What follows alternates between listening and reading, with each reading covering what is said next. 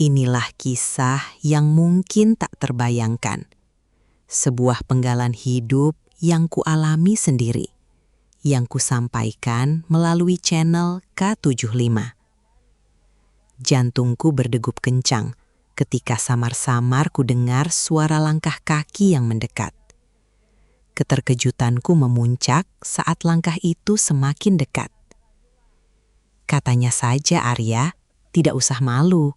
Ibu tidak akan keberatan jika itu memang keinginanmu, bisiknya. Suaranya begitu dekat di telingaku.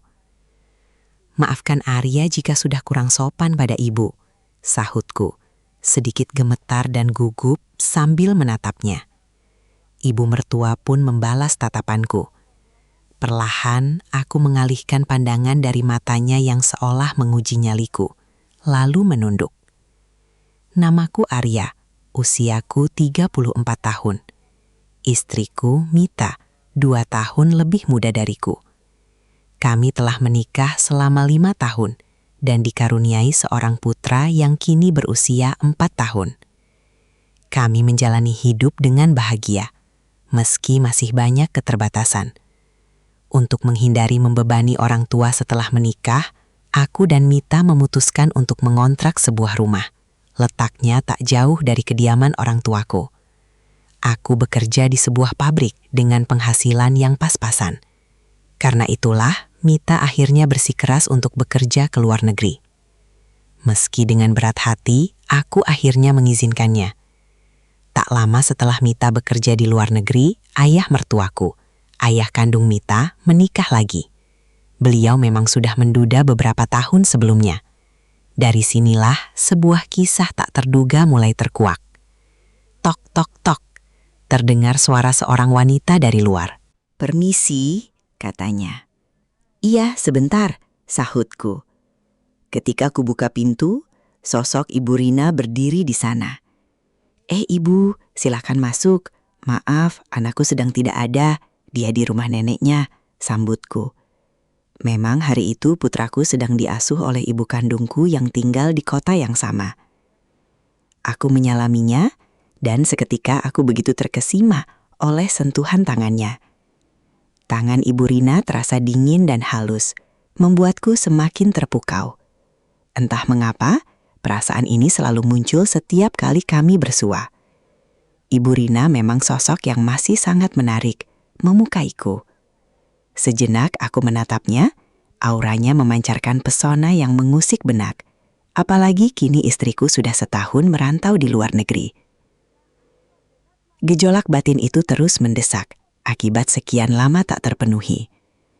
Pagi itu, usai berolahraga, Ibu Rina mampir ke rumah kontrakan kami. Rumahnya memang tidak terlalu jauh. Hitung-hitung cari teman, jelas Ibu Rina. Seminggu sebelumnya suaminya, ayah Mita, mendapat proyek kerja di Malaysia.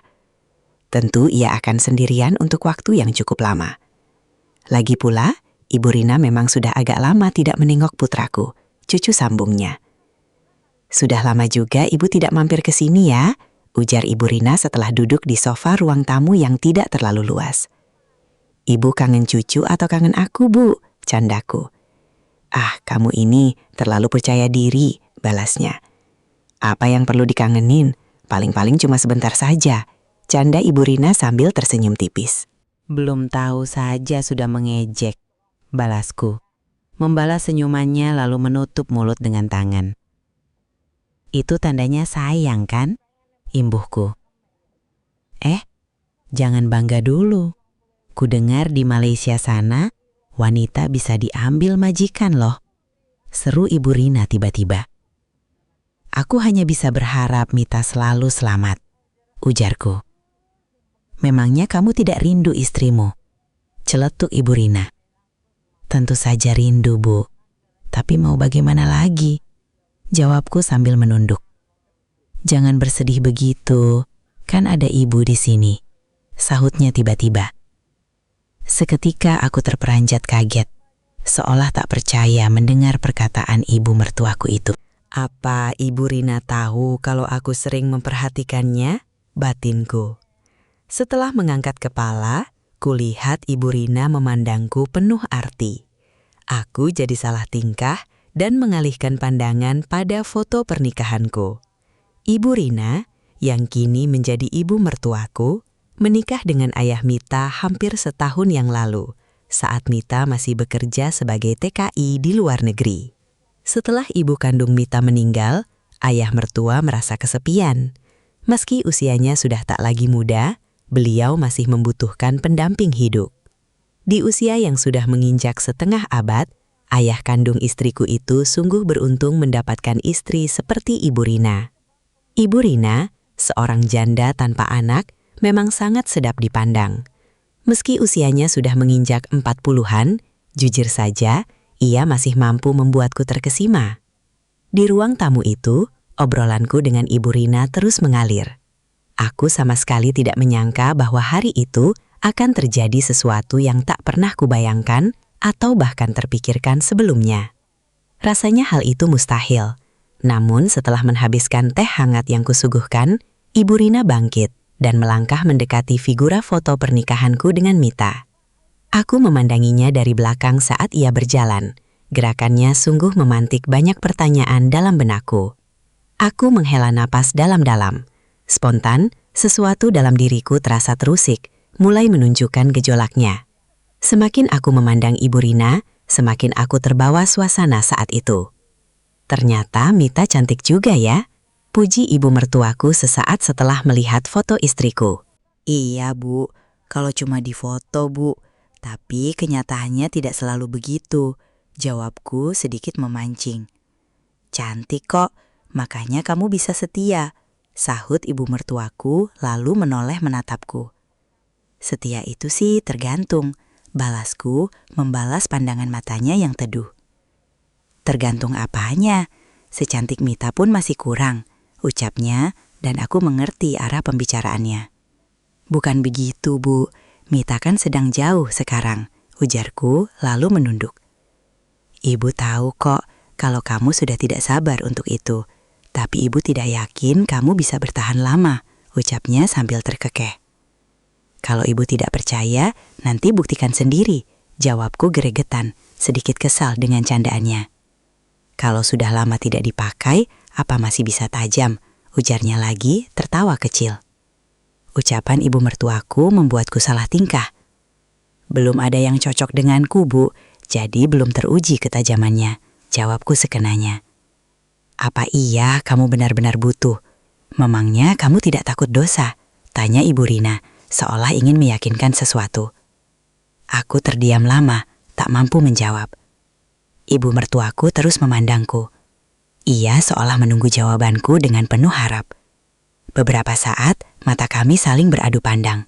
Jantungku berdebar hebat, suasana mendadak hening. Dalam kesunyian itu, pikiranku berkecamuk, membuat perasaanku semakin tak menentu. Detak jantungku semakin kencang saat samar-samar ku dengar suara langkah kaki yang mendekatiku. Keterkejutanku memuncak saat langkah itu semakin dekat. Katanya saja, Arya, tidak usah malu. Ibu tidak akan keberatan jika itu memang kebutuhanmu, bisiknya. Suaranya begitu dekat di telingaku. Maafkan Arya jika sudah kurang sopan pada ibu, ujarku, dengan sedikit gemetaran dan gugup sambil menatapnya. Ibu mertua kembali menatapku. Perlahan, aku mengakhiri adu pandang yang menguji nyaliku itu dengan menundukkan kepala. Melihat keadaanku, tiba-tiba Ibu Rina merangkulku dengan sabar. Seketika aku terperanjat kaget oleh sentuhannya. Namun, naluriahku justru membalas rangkulan itu. Sesuatu dalam diriku otomatis semakin bergejolak, membawa pikiranku melayang entah kemana. Rasa penasaran itu semakin menggaung, memenuhi hatiku dengan pertanyaan. Kulihat jam di dinding sudah menunjukkan pukul 9 malam. Obrolan selama 2 jam ini telah menciptakan suasana hati yang menuntut sebuah jawaban pasti. Seketika aku teringat Mita, istriku, saat kami melakukan hal serupa. Namun, tak pernah kurasakan suasana seintens ini dengannya. Wah, ayah pasti sangat beruntung mendapatkan istri seperti Ibu Rina, pikirku. Sayangnya, Ibu Rina sering ditinggal sendirian karena urusan pekerjaan suaminya. Di tengah lamunanku, aku dikejutkan oleh ibu mertuaku yang tiba-tiba mendekat, seolah ingin mengatakan sesuatu. Terkejut oleh kedekatannya, aku menjadi gelagapan. Secara spontan, aku pun balik mendekat, ingin tahu maksud Ibu Rina sebenarnya. Karena sekian lama tak mendapatkan kewajiban dari istriku, suasana hening itu kini dihiasi oleh deru angin yang berembus perlahan, namun terasa tak biasa. Kemudian, aku menambah kesibukanku, menyusuri panorama alam dua perbukitan miliknya, agar segera menemukan jawaban yang sesungguhnya. Ibu Rina tampak nyaman ketika aku berlama-lama di sana. Sesekali, dia membetulkannya agar pas dan sesuai harapannya. Hari itu memang aku libur kerja, dan kebetulan putraku sedang menginap di rumah neneknya. Sesaat kemudian, aku melanjutkan pekerjaanku. Aku sangat terkejut begitu melihatnya secara nyata. Asetnya itu sungguh luar biasa, sangat bagus. Jauh berbeda dengan apa yang ditunjukkan Mita, istriku, saat kami bekerja sama. Mungkin karena gejolak yang sudah membara, Ibu Rina menjadi tidak sabar dan memintaku untuk segera berpindah ke tempat yang lain. "Kerjamu lambat sekali, Arya. Cepat sedikit biar lekas selesai," ucap ibu mertuaku, seraya menunjukkan tempat yang membuatku melupakan segalanya. "Iya baik Bu, aku mengerti. Tunggu sebentar, Arya akan mempersiapkan segala sesuatunya dulu," jawabku lalu beranjak. Kulihat ibu mertuaku terkejut, sekaligus kagum, menutup mukanya saat matanya melihat barang baru yang terasa berbeda.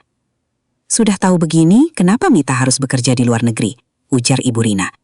"Memangnya kenapa Arya?"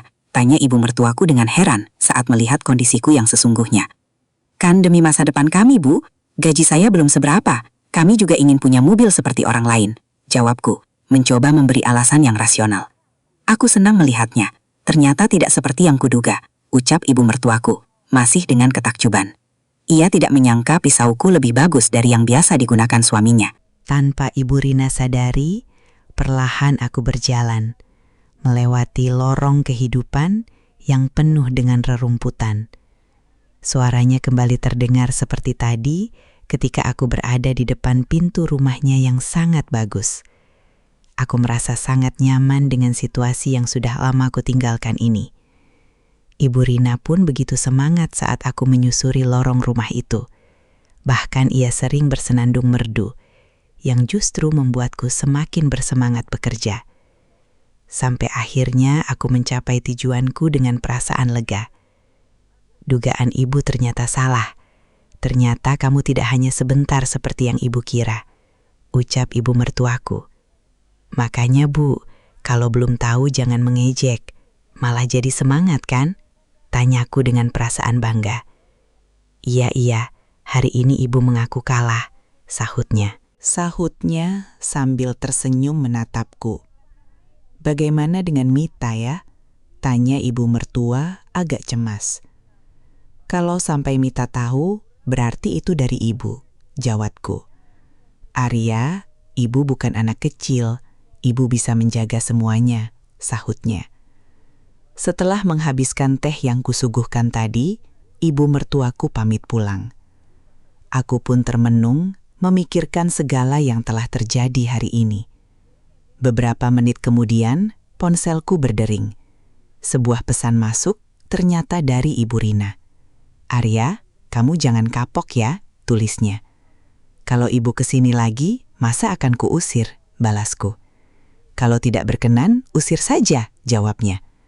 "Yang jelas Arya tidak akan tega pada ibu," balasku lagi. "Tidak tega bagaimana maksudnya?" balasnya. "Masa dibiarkan saja?" jelasku, tertawa emosional. "Ah, kamu ini," balas ibu mertuaku. Sejak saat itu, Ibu Rina, yang sudah lama kukagumi, sering mencari alasan menengok cucu untuk datang ke rumahku. Tentu itu hanya dalih semata. Bahkan kadang ia memintaku untuk singgah di rumah ayah Mita sebelum pulang kerja.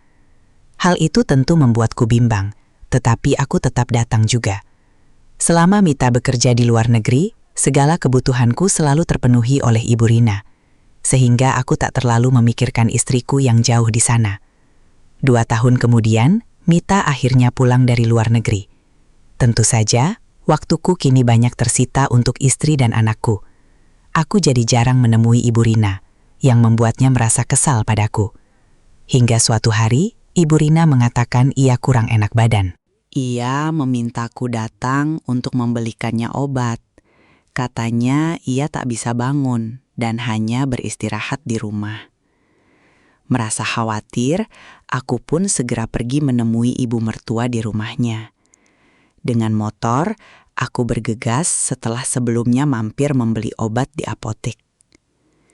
Momen seperti ini memang sangat kutunggu, sebab setelah kepulangan istriku dari luar negeri, aku jarang punya waktu untuk berbincang akrab dengan Ibu Rina seperti dulu. Akhirnya aku tiba di rumah ibu mertua sudah pukul 8:30 malam. Begitu datang, Ibu Rina sedang menyiapkan makanan di meja. Ternyata malam itu ia tidak sakit. Aku jadi bertanya-tanya. Perlahan, ibu mertua menghampiriku yang berdiri mematung. "Selamat datang, Arya. Ibu kangen," katanya sambil tersenyum. Ucapan Ibu Rina benar-benar mengejutkanku. Kemudian aku langsung menyalaminya. "Maaf ya kalau ibu tidak sabar," imbuhnya. "Kangen sama apa memangnya, Bu?" tanyaku tertawa kecil. Tanpa berkata-kata lagi, ibu mertuaku langsung berusaha mempersiapkan diri.